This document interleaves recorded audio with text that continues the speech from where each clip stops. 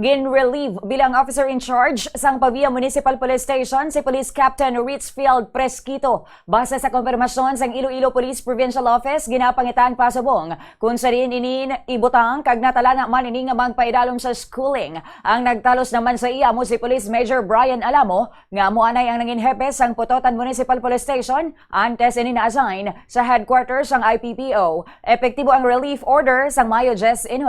Sa interview sa Bomba Radio kay Police Lieutenant Colonel Arnel Solis, ang spokesperson sang Iloilo Police Provincial Office, siya ginpahayag nga kinahanglan nga Police Major ang ranggo sang magapungko sa Pavia Police. Gani nga ginbulos si Alamo nga available subong. Ginklaro ni Solis nga wala ini sang kaangtanan sa nangin performance ni Presquito bangod maayo man sunod sa iya ang pag-uyat sini sa mga kaso kag sitwasyon sa Pavia kag nangin madasig kag maidid ang investigasyon. Lakip sa mga nangin kaso nga natabo sa Pavia nga ginimbestigaran sa idalom ni Presquito, amo ang pagpangransak sa GT Mall Pavia sang pinalitdan nga Disyembre 2025 kung sa diin 30 million pesos nga balor sang alahas kag 280,000 pesos nga cash ang ginkawat sa pawn shop kag jewelry store samtang masobra 500,000 pesos naman nga cash ang nakawat sa money changer. Sang Abril naman, natabo ang pagtiro patay sa plant manager sang isa ka kilala nga cake shop sa diin pilason man ang kaupod sini nga HR officer sa barangay Ungka 1 Pavia.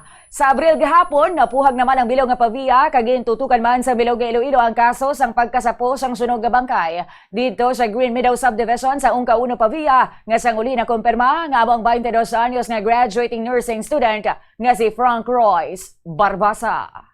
So far, wala man na siya sang kaangtanan no, sa mga nagkalatabo dira sa Pavia. And tanan man kita witness how Police Captain Presquito handled the situation dira sa Pavia. Kita naman naton ang madasig niyang aksyon, ang maid-id niyang pag-conduct sang investigation. And all in all, nakita naton ang iyang competency and professionalism when it comes sa pag-akto sang iyang duties and responsibilities as officer in charge sa Pavia Municipal Police Station.